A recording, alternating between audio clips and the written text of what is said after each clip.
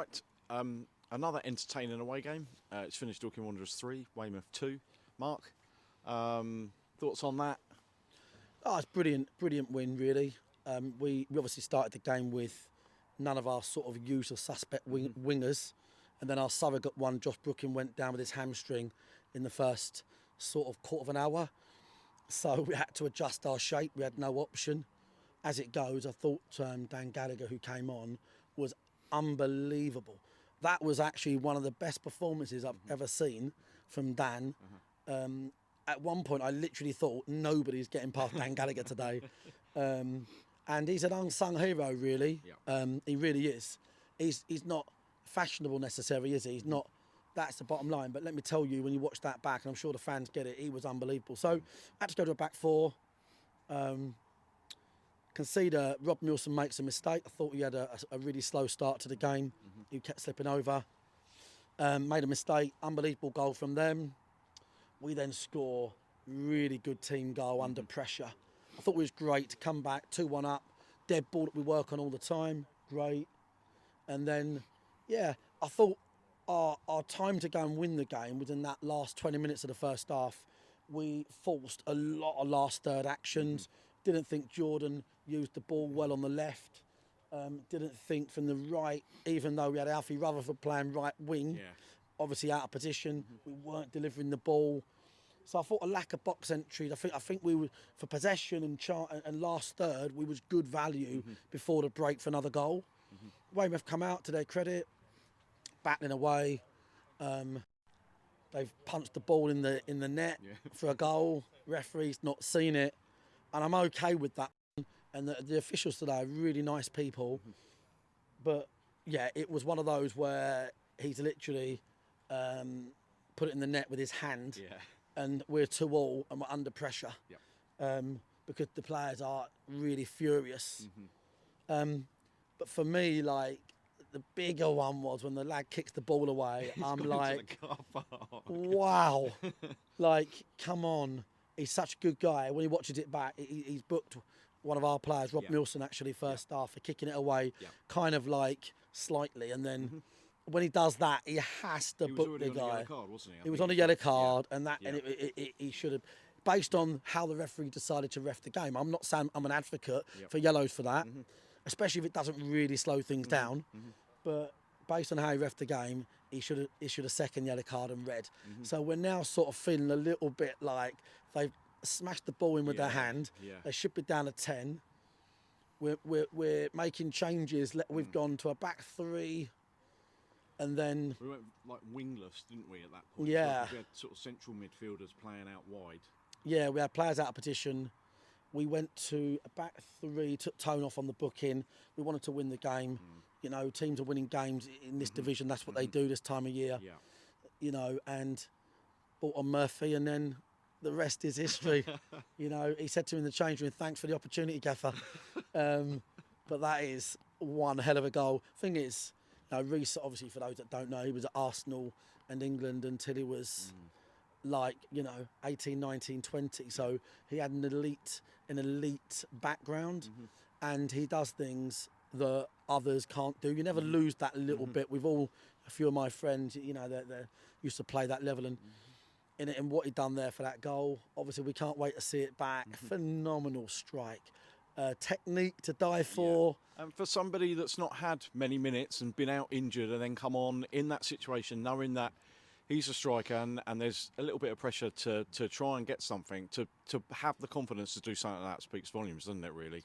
Yeah, I mean, yeah, it really does. But he's the real deal, Reece Murphy, and he's worked hard to get himself fit. It is in terms of like the amount of money we've paid him versus goals. It's the most expensive goal in Dorking Wanderers history. But I don't care because I love winning. And the fans. And listen, we then went to a back four. I thought the in-game management was brilliant for the management team. Really good, because we were round pegs in square holes. And Josh going off didn't help. And then we saw the game out of the back four, defended well. So, yeah, really good. And supporters just gets better, doesn't it? Like, I mean, so many. I can't believe it. So many here. Love it. Do you know what I mean? So thank you so much to everybody, the Weymouth people as well next to me, and then to the lads who said, "Sung I'm a wanker." I'm a wanker with 3 points, lads. Yeah, guess how much I'm bothered by that. But no, I'm joking. Really good people here. Great fun with the people next to the dugout as well. Good people. And to our fans that have come all this way and also live around here, thanks very much. About to send the money for the Burger King to the boys on the supporters coach, if they can even see it to eat it. Great. 3 points. Burger King all round. Reece Murphy scores a worldie. What's not to like? Yeah. With obviously Josh Brooking going off injured with that hamstring, did that change how the rest of the game sort of panned out? Because I know sometimes that you've spoken about perhaps almost like pre-planned substitutions or looking to get people minutes and things like that. Did that kind of go out the window through the game today? And is that what you're kind of saying from that in-game management, from your management team really, was adjusting things in terms of what Weymouth were doing and thinking, okay, Dan Pybus, obviously we know that you're here, we know that you're on the bench and you're ready to go, but this week it's not going to be one of those ones that you're going to get on in. Yeah, it was really hard. Our big issue today, we had to pre-plan everything. That's the reason Dan was on the bench. The reason Dan G was on the bench today was because we was expecting Josh to probably blow up or need to come off, and we thought we wouldn't have another winger, we'd have to go to back four. So, yeah, all the plans were kibosh when Josh went down, and for that reason we found it very difficult to win that game. But for us today, outstanding performances really were Dan Gallagher, and I thought Morgan Williams, who was great. So it's really competitive now. There's about 7 midfielders, including Jack Young, who all want to play football. We're Reece has come out of the interview. It's unbelievable, isn't it? Limelight. So yeah, but it's going to be really competitive in there. Briggs has only got 1 more game ban. Jimmy should be back next week. All the midfielders want to play. But listen, the way it's going to go, there's going to be injuries. There's going to be back-to-back games. We're going to need these boys. But we're winning games. But let me tell you, in this division, I watch it every year. The teams that end up in the top, whatever, they tend to keep winning games. You get a lot of teams that sack it off the second half of the season in this division. They did when we was in it last. So there's a lot to play for. And all we can do is worry about what we do. And getting them, our waveform's great. And today's a good win. All about supporters at the end. Love it. Brilliant. And just please keep following us. So the 999th game, the Wanderers and you, has ended in a victory and a good away victory.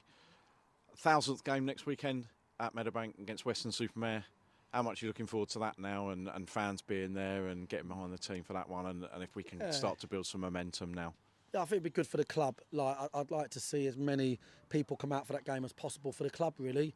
The club's so proud of what it's achieved, and people like you and me that played in the very first team, and now so many people that are going to be part of the next journey. But it's a cornerstone, 1,000 games for the club, and it is weird. It is weird.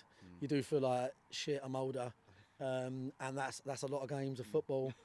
But you know what? They genuinely all still feel like the first to me. They always feel like the first. There's always that intrepidation of, what might go right or wrong. But I hope that we pack out Meadowbank. It's important we pack out Meadowbank. That's our home advantage. We nicked a win there last week. We've been a little bit, we've struggled to break teams down there as much as we would. I don't think Western will sit back. That'll help us. But we're looking forward to that 1000th game, and I'm hoping everyone turns up to salute the club and everybody involved. Yeah, I'm sure they will do. Are you Burger King and chocolate on the way home? No chocolate, mate. I've been the chocolate on the basis that it's, you know what I mean, I can barely eat anymore, mate. I'm going to explode. So, like a young Phil Taylor at the moment.